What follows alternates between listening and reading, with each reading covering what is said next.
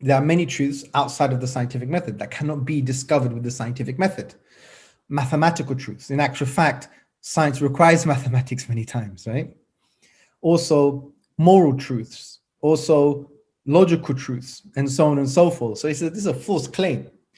And when you unpack this, then it would basically dismantle this assumption and therefore kind of deaden, if that's a word, or diminish the kind of motivation that they have to make the false conclusion that science leads to atheism.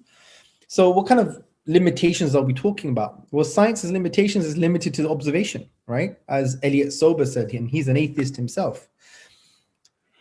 And there are things that we haven't observed. We don't have the totality of all of the observations, or maybe even at every level, for example. And that's especially true in this in the history of science. Scientists at any moment in time are limited to observation. They don't have the entire set of observations at their disposal, right?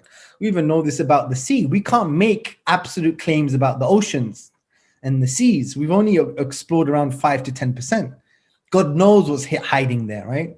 The point is we're limited to our observations. So we can't say it's a yardstick for truth from that perspective, yeah? Because all we can say is that we have limited observations and we can conclude based on those observations. We can't now say, therefore, scientific conclusions can give us, absolute truth from that perspective. It's just it's not possible, right?